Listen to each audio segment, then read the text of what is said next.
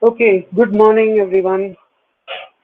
Good Good morning, morning, sir. sir. Good morning, sir. Good morning, Good sir. morning, Good sir. morning, Good sir. morning, sir. Good morning, sir. Good morning. Okay, so I think last time we discussed metabolic probes, and I think we discussed something as well. What else did we discuss after Morning, metabolic sir. probes? Does anyone remember? I feel that we discussed something else along with metabolic probes. I think pulse labeling, right? Yes, sir. Isotope labeling and pulse labeling. Yeah, Yes, sir. so we discussed pulse labeling. Fine. So today we will be discussing two more aspects which are used as metabolic tracer techniques. So we will see So isotope labeling. how we make use of uh, the rest two techniques is what we are going to focus on. Okay. So we will quickly begin with uh, sequential induction. So first and foremost, we need to understand what does this term sequential induction exactly mean, right? So as the name suggests, you all know that uh, every metabolic pathway that is taking place, it is basically going to involve a lot of intermediate steps because it's not a single step reaction. You take glycolysis itself as example, you have 10 different reactions taking place there.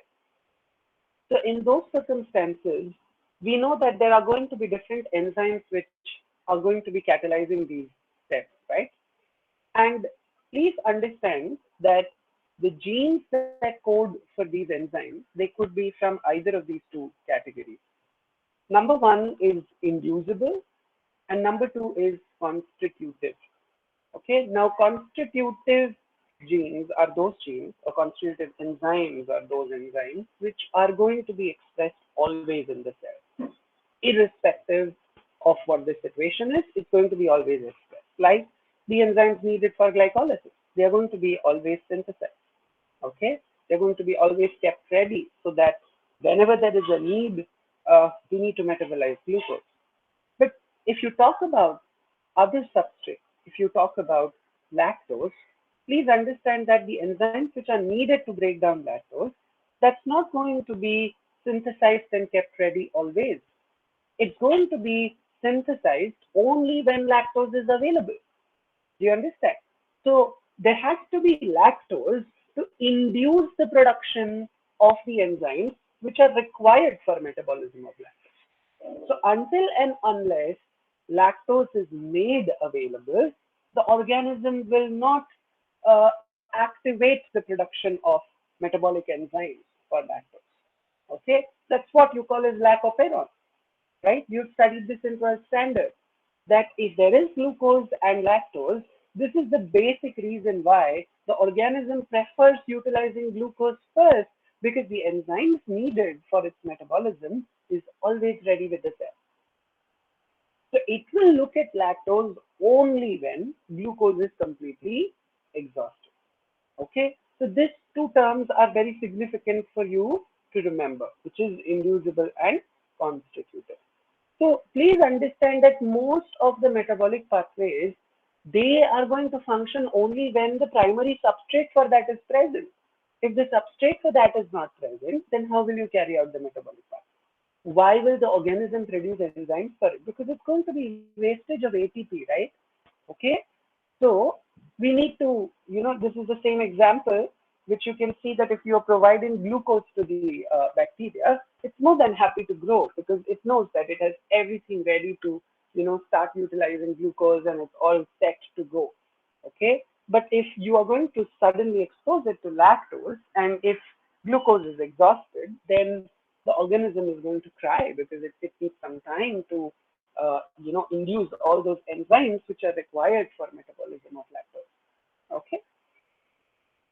Now, to give you an example of, what sequential induction is and how you're going to make use of it, just have a look at this very simple, straightforward process that has been put up there. So you can convert benzoate to catechol and catechol to beta ketoacetate. Okay, forget where they are involved in right now. Just look at the reaction. Benzoate to catechol, catechol to beta-ketoadipate. It's like a two-step process that we are showing. It's originally a long process, but we are showing it as a two-step process. Okay. Now, benzoate is the primary inducer over here. Because this is an inducible pathway, enzymes are not going to be ready. You have to provide benzoate for Pseudomonas butida to produce the enzymes for converting benzoate to beta-ketoadipate via catechol. Okay. So if you are growing Pseudomonas butida on benzoate, the genes are going to get transcribed, and the enzymes required for this metabolic pathway are going to be produced. Now, if you transfer the cells growing on benzoate to a fresh medium, which doesn't contain benzoate, but it contains catechol, what do you think will happen? See, first I have grown the cells in a media containing benzoate. Then I have transferred the cells growing in a media containing benzoate to a media containing catechol. What do you think would happen as a consequence? Can you tell me? Sir, they will grow and we will get beta keto adipate. Very good.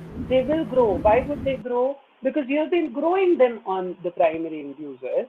So they have all the enzymes which are needed for the entire pathway. So you then grow them on any intermediate. It doesn't matter because they have already been induced for this particular metabolic process. So now even if you grow them on catechol, it shouldn't be a problem because they already have the enzyme for it, as catechol is an intermediate of the process. Are you understanding this? Does it make sense to all of you? Yes, sir. Yes, sir. Great. Yes, sir. But let us take another example. Let us say that Pseudomonas butida, I grew it on a medium containing asparagine and not benzoate. Okay, I did not grow it in presence of benzoate. I have grown it in presence of asparagine, a different substrate altogether. And then I transfer these cells grown in presence of asparagine to a media containing catechol. Do you think it will be able to utilize catechol?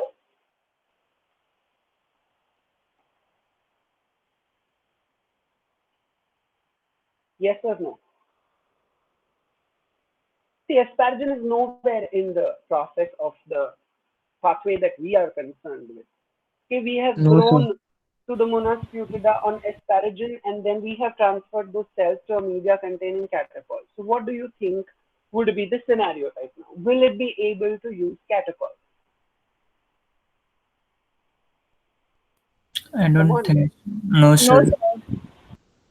Okay. So Akhil and Nikita have said, and I think even Maitreya has said no. Does anyone else say yes, it's possible? So maybe it can get like it can adapt to that maybe later, but not immediately. Very good. So please understand that it's not that it will not be able to use catechol. Okay, it will be able to use it, but it will show you a lag phase because now it has to activate, all those genes which are responsible for producing enzymes for metabolism of this particular pathway. So it will take a lag wherein all enzymes needed will be synthesized, and then it will use catechol. So immediately it's not going to use catechol as it would have happened in the very first case, wherein you grew the cells in benzoate and then shifted it to a media containing catechol, right? But in this case, it is going to take a lag. It's going to take, say, if it was happening in the first case and immediately right away it was able to use catechol. In this particular case, it may take a lag of 30 to 40 minutes because it was not grown on any intermediate or on the primary inducer earlier. It was growing on some altogether different substrate. So it's going to take that lag. Does that make sense to all of you? Yes, sir. So please remember that if you are trying to grow the organism on any intermediate of the pathway, and if you have already induced the production of the enzymes required for that pathway, they are happy to grow. Okay, so you can create blocks in this pathway by having auxotrophic strains which lack one of these enzymes, and you can also try to find out the sequence of the pathway. Okay, because in the last lecture, if you remember, we had discussed that if there are 4 enzymes, 1, 2, 3, 4, and if one is defective, so which intermediate is going to accumulate. Okay, we also saw that when will it grow, so which intermediate should you provide for it to continue the process and show growth, right? So similarly, by creating blocks, you can identify the sequence. अगर आपको sequence पता नहीं है कि कौन से steps कब होते हैं, तो ये sequence आप mutants create करके study कर सकते हैं और आप पूरा pathway का जो sequence है वो समझने की कोशिश कर सकते हैं. Okay, so we will be taking examples for that. So once again, these two scientists come into the picture, Beadle and Tatum. Okay, we know the meaning of the term auxotrophs now. We know that these two scientists are responsible for one gene, one enzyme hypothesis, and we have already discussed that this hypothesis is not completely true, right? So we will not waste time over here, but we will try and understand what the experiment is talking about.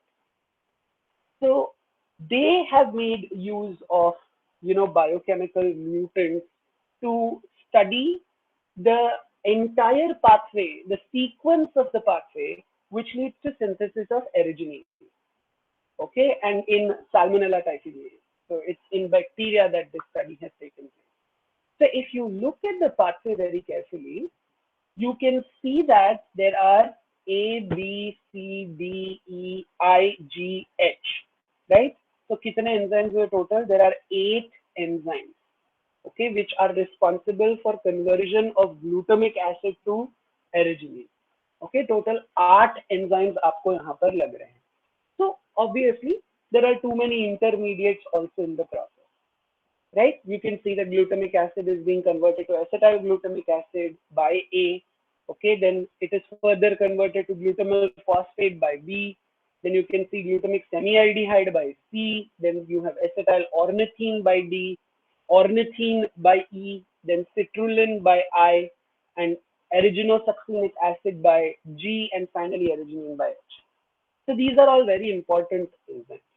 Okay, and when you write ARGA, it is indicating the gene which codes for that particular enzyme. Okay, so it is obvious that if ARGA gene is mutated, what would happen?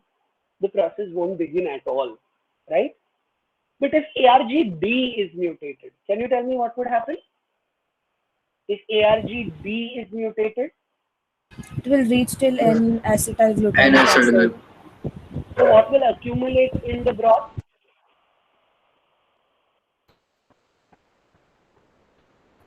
N-acetyl glutamic N-acetyl acid. glutamic acid. N-acetyl glutamic acid. N-acetyl glutamic acid will accumulate or semialdehyde will accumulate? See the product, N-acetyl glutamic semialdehyde तक reaction होगा बराबर. D बोला मैंने, B नहीं. D.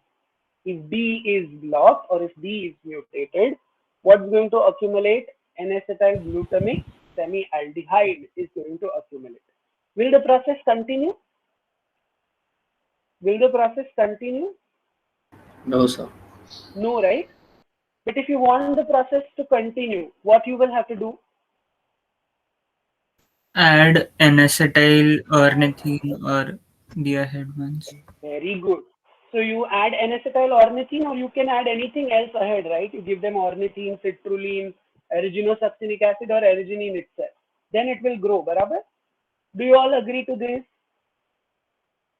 Yes, sir. Yes, Others? Yes, sir. Yes, sir. Yes, sir. Yes, sir. Okay, great. देखो ये confusing है, इसमें मार्क्स जाता है, तुम बाद में रोने वाले हो अगर तुमको समझ में नहीं आया तो. इसलिए मैं स्टेप बाय स्टेप तुमको पूछ रहा हूँ समझ में आया या नहीं. Okay, so please pay attention. Now look at this. मैंने जानबूझ के ये पाथवे का इमेज बाजू में रखा ही है. तुम अब देख सकते हो यहाँ पर हमने 3 अलग ऑर्गेनिज्म, साल्मोनेला टाइफिम्यूरियम ही है, लेकिन उनके अलग अलग जीन्स में म्यूटेशन है. So you can see that एक का ARGA mutated है, एक का E mutated है और दूसरे का I mutated है. Someone is unmuted, please mute yourself.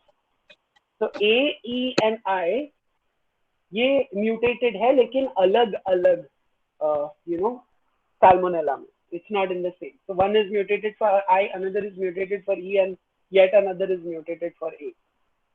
Okay. So now, if you are co-culturing these organisms, what does co-culturing mean? Co-culturing means that you are going to grow these strains together on the plate. Okay, now this plate is not going to have araginine. It is going to lack araginine. क्योंकि araginine provide किया तो फिर वो इतना मेहनत ही क्यों करेंगे ना बनाने का, वो बनाएंगे ही नहीं araginine. So it doesn't have araginine, and I'm trying to grow all three strains together. Okay. Now when I'm growing three strains, I am seeing growth of the strain which is mutated for E and A, but I cannot see any growth in the area of I. Okay, so what does this indicate? Can you tell me what does this indicate? I का mutant मतलब pathway कहाँ तक होगा? चलो अभी मैं नाम लेता हूँ, वो मुझे बताएगा. Sarvesh, can you tell me that the strain which is mutated for I, उसका growth कहाँ तक होगा? So ornithine तक. उसका growth ornithine तक होगा. Very good, right? Now निर्मिति, can you tell me that जो strain A में mutated है, उसका growth कहाँ तक होगा और या उसका pathway कहाँ तक continue होगा? Only, sir, only the glutamic acid. Can't hear. Did you say glutamic acid? Yes, yes, sir. हाँ, great. तो मतलब pathway start ही नहीं हुआ, right? Glutamic acid पे ही रुका हुआ है, बराबर? Very good. Okay. Now let me ask Saloni. Saloni, can you tell me till where the pathway will reach if the organism is having a mutation in E? So N-acetyl ornithine. Very good. Okay. So now, does it make sense to you as to why the strains having mutation in A and E are showing you growth? The A and E blocks, if you now see the pathway, are earlier. बराबर है कि नहीं? A और E के blocks देखो कहाँ पे है? Start में है. A का तो एकदम start में है, E का थोड़ा बाद में है और उसके बाद I का block आ रहा है. बराबर कि नहीं? Yes, तो sir. यहाँ तक मेरा म्यूटेंट स्ट्रेन फॉर आई आराम से पहुंच सकता है ना, वो ऑर्निथीन तक पहुंच सकता है, बराबर ना? तो ऑर्निथीन अगर प्रोवाइड किया गया तो don't you think that E and A can very easily grow, क्योंकि उनके पास बाकी सारे नॉर्मल एंजाइम्स है. Yes, sir. Yes, sir. Yes, sir. Yes, sir. Are you understanding this? So because I can reach up to ornithine, A and E के blocks उसी के बीच में है, तो तुमने रेडीमेड सबस्ट्रेट प्रोवाइड कर दिया है, तो A and E तो ग्रो होंगे, लेकिन I क्योंकि ornithine के आगे नहीं बढ़ पाएगा, so it is obvious that the process will stop there. Is it clear to all of you? Have you understood this? Do you want me to repeat it again? Sir, Sir. I have a question. Yes, please go ahead. Sir, does it matter that in arginine A there is more growth than arginine E? Like, is it related to this? No, it's not. It's upon your streak. Okay, sir. So, the one mutated for ARGI, Mhm. it gave the ornithine to A and E, right? Right. So similarly, can't A and E give like the further products to I? See, this is the thing that you have to understand, that when there is a block, and see, this is an intracellular process. Please understand this first. Okay, this is not an extracellular process. This is taking place inside the cell. Okay, so glutamic acid cell अंदर लेगा, ये process चालू करेगा, उसका कहीं पे अगर block है, so what is going to happen is that ornithine starts accumulating. Now anything beyond the threshold is dangerous. So the cell starts excreting it out. And that's how it becomes available for the rest two organisms. Okay. and also beyond the point the cell will start dying, क्योंकि एरिजिनिन उसके जिंदा रहने के लिए जरूरी था लेकिन वो उसको मिला नहीं। तो जब वो मर जाएगा तो सेल्स लाइज ओपन होंगे, तो वो सारा मटेरियल उनके आजू बाजू वालों को अब मिल जाएगा ग्रोथ के लिए। समझ में आ रहा है? तो जब वो सेल जिंदा ही नहीं रह पा रहा है तो फिर उसको तुम आगे के मटेरियल्स प्रोवाइड करके करोगे भी क्या? Because there are two reasons for its death. Number one is that it's not able to synthesize arginine, and number two is that when the intermediate starts accumulating it inside it beyond the level, it's going to excrete it out initially. So that's what these two other people are going to take advantage of. Does that make sense to you, Saloni? That's a Yes, very sir. good question, but I hope you have understood it. Yes, sir. Thank you. Okay. So I hope that अभी इससे क्या तुम कर सकते हो? बड़ा simple thing है, इससे तुमको सीक्वेंस पता चलेगा। तुमने अगर अलग अलग जीन्स में म्यूटेशन किया, अभी तो हमको ये पाथवे सामने, इसलिए हमको पता है हाँ ए पहले आता है, फिर बी पहले आता है, फिर सी पे बाद में आता है। बट अगर मुझे ये चीज पता ही नहीं है, अगर मैं एक पाथवे एल्यूसिडेट कर रहा हूँ, तो अलग अलग जीन में म्यूटेशन करके we will be able to identify the sequence. Yes, some basic information, some background is necessary, but then tracing the sequence happens after understanding that what are the different intermediates that are formed through the process, जो मैं radio labelling से पहले पता कर लूंगा कि क्या क्या इंटरमीडिएट बन रहे हैं। ओके, और अगर मुझे ऐसे लगता है कि मैंने कुछ इंटरमीडिएट जो है वो मुझसे छूट गए हैं, तो देन तुम इसका इस्तेमाल करके सीक्वेंस जो है वो आइडेंटिफाई कर सकते हो। Enzymatic sequence you will be able to identify this. Does that make sense to all of you? Yes, sir. Yes, sir. Okay, so this is how auxotrophic strains are very, very important in biochemistry. Remember this, that using that you will be able to understand how you are able to, find out the exact sequence of the pathway. तो ऑक्सोट्रॉफ्स का इस्तेमाल इस चीज के लिए किया जाता है कि तुम पता कर सको कि भाई बायोसिंथेसिस में कौन से एंजाइम का क्या इंपॉर्टेंस है, उसका सीक्वेंस क्या है, ये तुम एलुसिडेट कर सकते हो, राइट? और जेनेटिक ब्लॉकेजेस जब होते हैं तो यू नो दैट जहां पे ब्लॉक है उसके पहले का जो इंटरमीडिएट है वो ब्रॉथ में अक्यूमुलेट होगा। ओके, तो उससे तुम पता लगा सकते हो कि भाई कहाँ तक ये प्रोसेस आके अटका है। और तीसरा चीज ये है कि अगर तुमको उसको सीक्वेंस आइडेंटिफाई करना है तो तुम अलग अलग जीन्स में जो म्यूटेशंस है उन सब स्ट्रेन को साथ में लेकर आओ, उसको को कल्चर करो, तो तुमको इजीली पता चल जाएगा कि भाई किसका सीक्वेंस क्या है। So this is the entire aim of the process. Okay, so determining the sequence is what you are exactly working towards. So these are the 3 points. First, that you have auxotroph, you are able to understand that what is the importance of each of the enzymes. Second, when you create a blockage, when you create a mutation, a particular intermediate starts accumulating.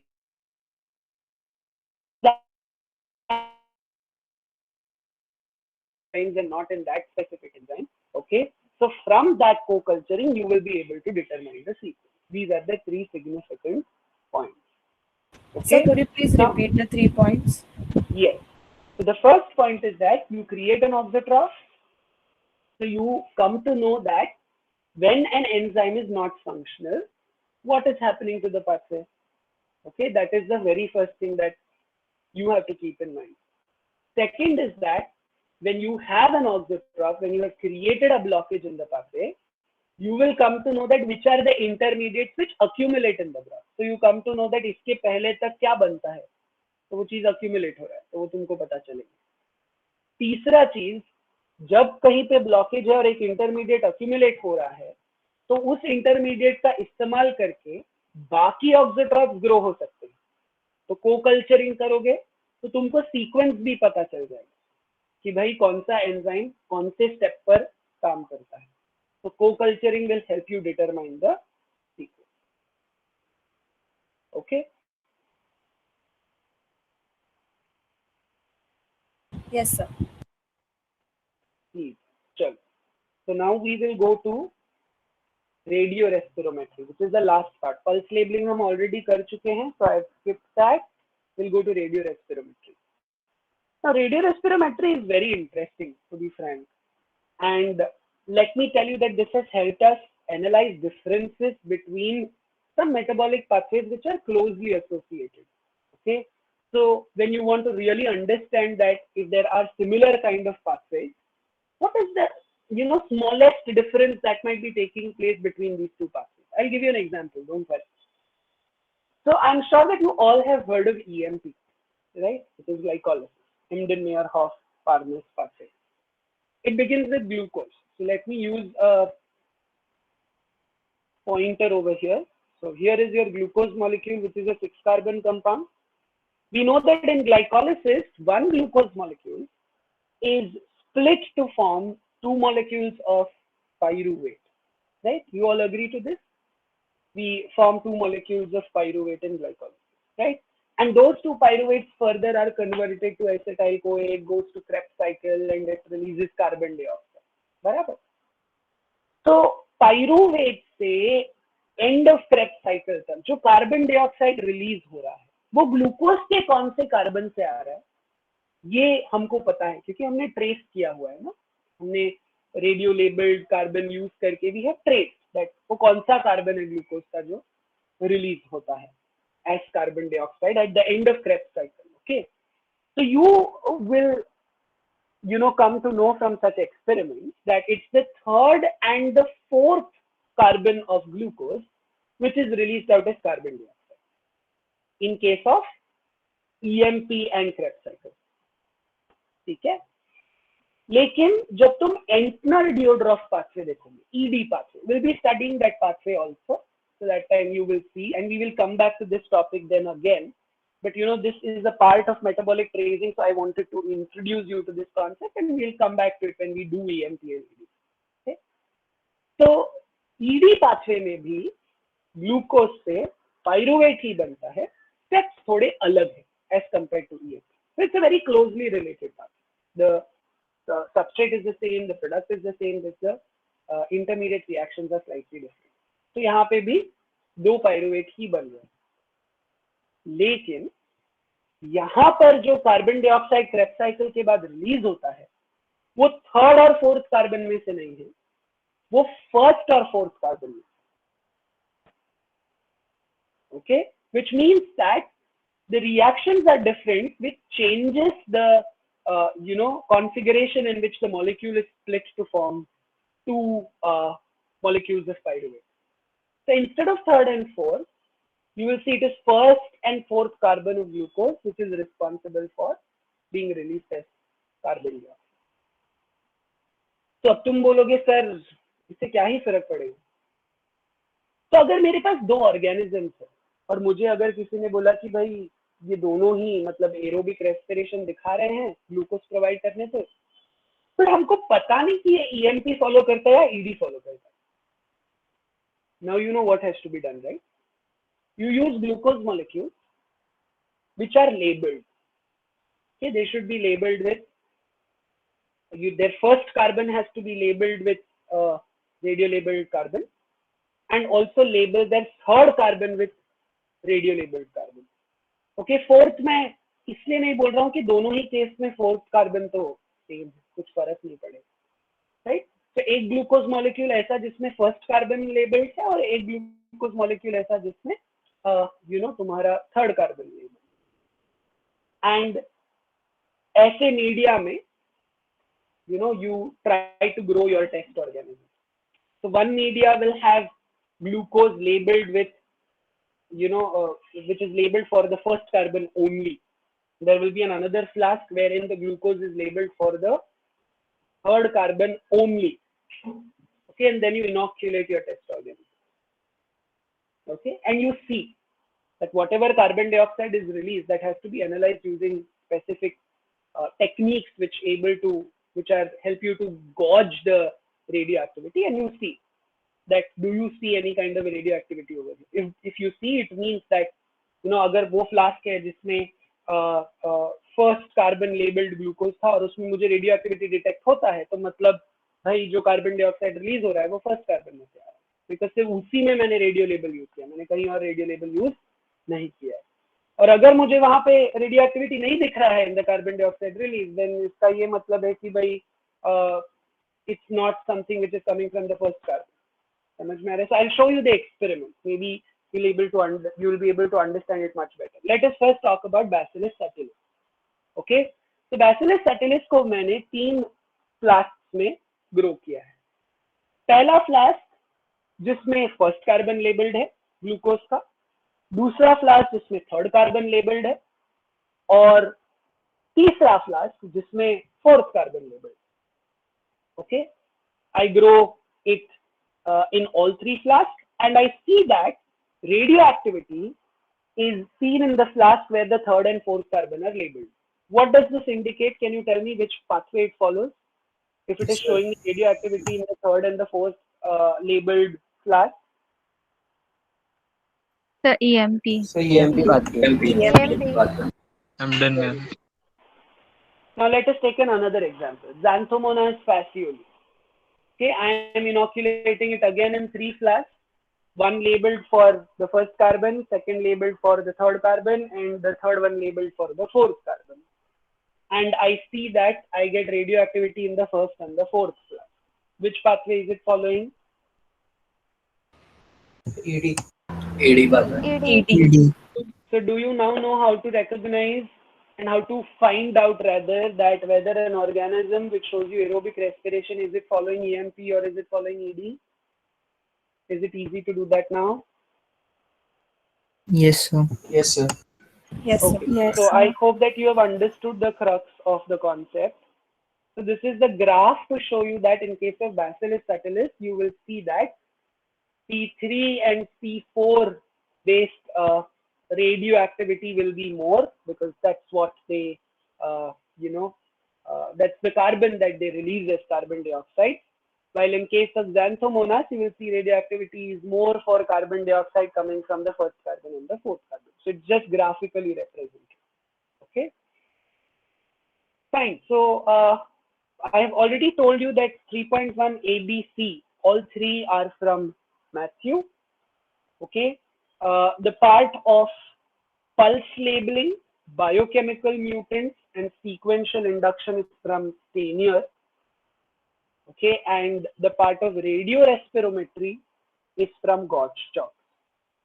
Okay, so all this is already there on the site, so that's why I'm not giving you time to note. Already there for your reference. So please start reading. All these books are already given to you in the Drive folder. So please start going through it, because as you know that tomorrow you will have a test. I will not keep the test during the lecture time period. It's going to be a 10 marks MCQ based test. And I'll give you 3 days. The test will be open for 3 days. The link of that form will be there in the classroom. I'm doing this so that you get some time to study. So you take 2 days. You take Tuesday and Wednesday to sit and study. Thursday midnight, 12 AM tak, that form will be open. Okay, and you are expected to give the test within that time period. Okay, I'll write all that in the site when the form is posted. It will be open from tomorrow till Thursday 12 PM. So take your time, read well, prepare, and then give the test. Okay, fine. So this marks the end of your 3.1 section. Okay, we have already overshooted the number of lectures that are allotted to it, but that's fine. Now we are going to move towards 3.2, which is all pathway. Okay, but the beginning of that is theoretical, like 2 or 3 lectures, which is the theoretical part. Okay. So yes, Siddesh, you have a question. Please unmute yourself and speak. Yes, sir. Sir, could you repeat the radio respirometry once? Sure. So in radiorespirometry, we said that you are labeling your carbons in glucose molecules. Okay. So I am, let us say that I am in the first flask, I'm going to add a glucose which is labeled only for the first carbon. Okay. In the second flask, I'm going to use glucose which is labeled only for the third carbon. Okay. And in yet another flask, I'm going to use a glucose which is labeled only for the fourth carbon. So every flask has a differently labeled glucose. Okay.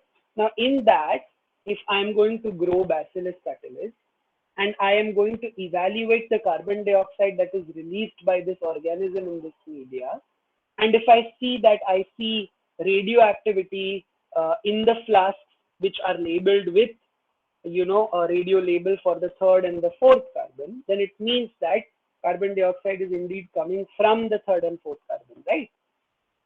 So what does this indicate? This indicates that Bacillus subtilis is an organism which follows EMP pathway. But if I would have got radioactivity in the flasks which have labeled glucose molecules for the first and fourth carbon, then what does that indicate? That carbon dioxide release is coming from the first and fourth carbon of glucose, which normally happens in ED pathway and not in EMP pathway. Does that make sense to you, Siddesh? Yes, sir. Sure. Yes, yes, sir. Oh. So the part in 3.2 that we are going to start with deals with theoretical aspects, as I said, because it first begins with general breakdown of polysaccharides and oligosaccharides and monosaccharides. Okay, let me just quickly cast my screen.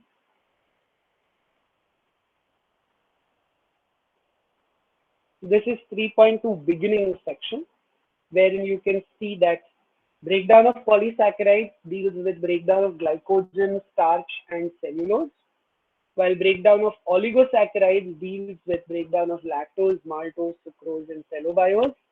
And finally, the last section deals with the utilization of monosaccharides, fructose and galactose. And you would say that why not glucose? Why aren't we even talking about glucose?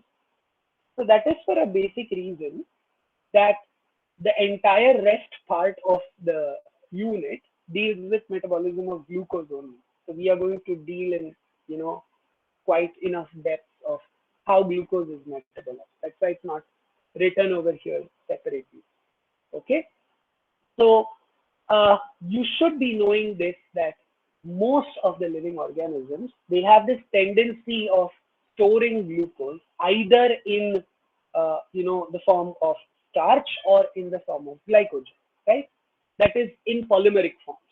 Okay, so starch is something which we call as reserve food material in case of plants, while glycogen is something which you call as reserve food material in case of animals and even in case of some microorganisms. Okay, you will find glycogen as the reserve food material. Now, let me tell you that in case of vertebrates, you will find maximum amount of glycogen stored in specific tissues, like in case of liver or in case of skeletal muscle.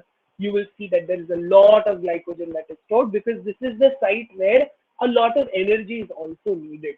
So that's the reason why you will find a lot of glycogen present in these two tissues. It doesn't mean that glycogen is absent in others. Let me make that very clear. Glycogen is indeed present in other tissues also, but these are the two tissues where you will find a lot of glycogen to be present. Okay, so our you know, body is functioning 24/7 till the time you are alive, and there is a demand of lot of energy, lot of ATP molecules for it to continue its functioning, right? So just like a supercomputer. Okay, and liver, if you talk about liver, if you talk about neurons, if you talk about skeletal muscle, you don't give them any rest, right? If you're going to do any kind of physical activity, your skeletal muscles have to be ready to spend a lot of ATP. Your liver has n number of tasks to fulfill. Your neurons, you always train them, right? So it needs a lot of energy for functioning effectively, for which they need to have a rich. Okay, now please understand that around 10% weight of the liver or 1 to 2% weight of the skeletal muscle is said to be made up of reserve food material like glycogen. Okay, so that is really very, very interesting. Now, also remember that, you know, if the cell, there could be this question that, sir, why is the cell preferring to store glucose as glycogen? Why can't it just store it as glucose? Okay, just accumulate glucose inside the cell. What would happen?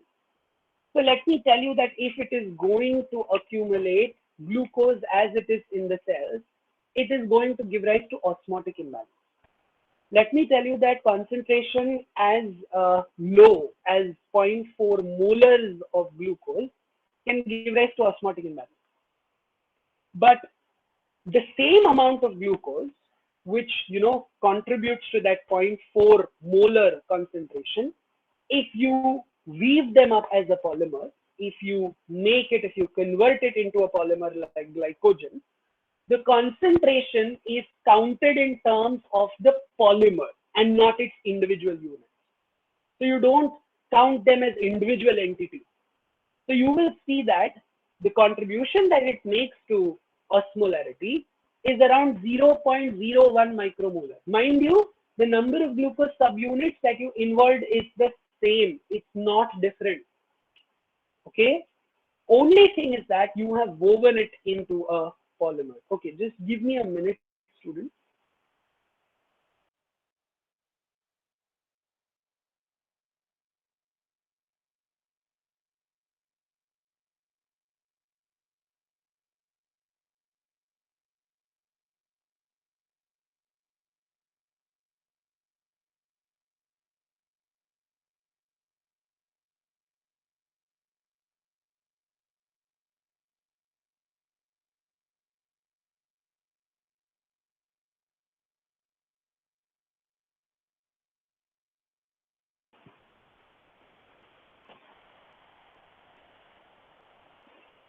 Okay, sorry for the interference in this process. So I was saying that the amount of glucose could have the same amount of glucose as individual units could have led to osmotic imbalance, but that doesn't happen when you are keeping it, you're storing it in the form of glycogen. So our Bhukat cells, our Howrett cells are trying to maintain as much as glucose as possible within them in the form of these polymers.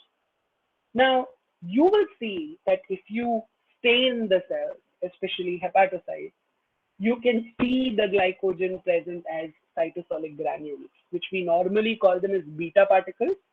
They are around 21 nanometers in size, and every single beta particle is nothing but glycogen, which is being stored in the cell, and every beta particle may have around 55,000 glucose molecules. How many?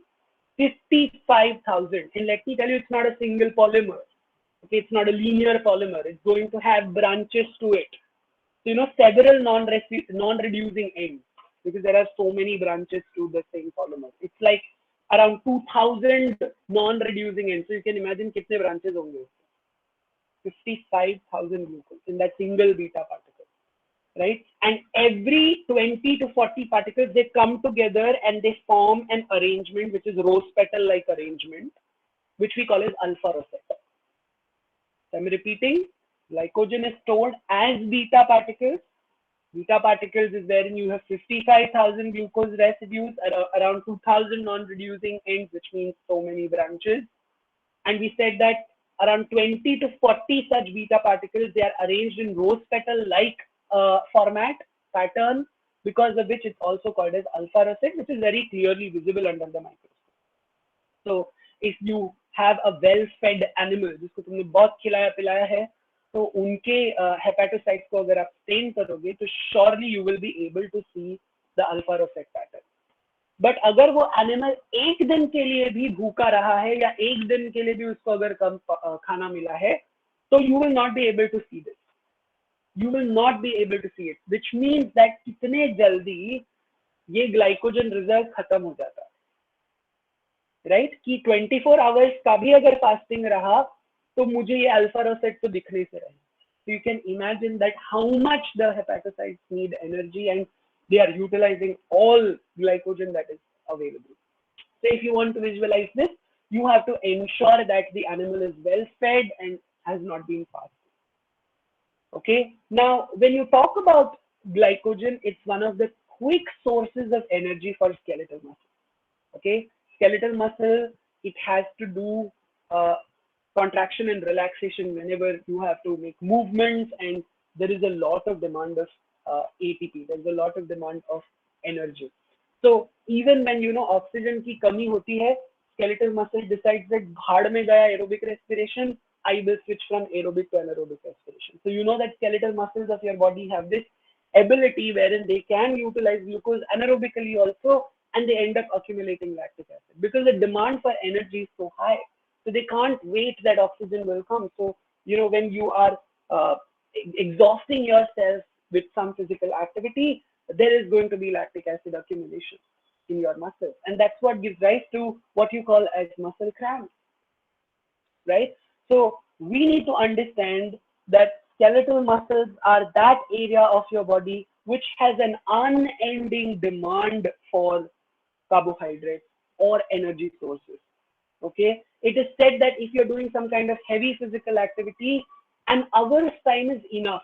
1 hour is enough to exhaust the glycogen reserves that you have in your skeletal muscle. Just 1 single hour, right? So that tells us that how much of demand is there in different parts of our body. And let me tell you, liver is also that part which stores excessive glucose in the form of glycogen. आप जब भी खाना खाते हो, liver का काम ही ये है कि भाई जितना excess glucose है उसको glycogen में convert करके बचा के रखो. क्यों?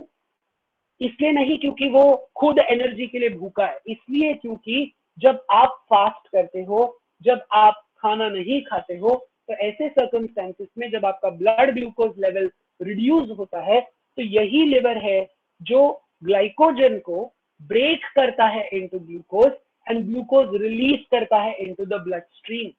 दैट जब तक भाई ये बंदा खाना नहीं खाता तब तक ही सही ग्लूकोज का जहां जरूरत है वहां पर ग्लूकोज सप्लाई होना चाहिए.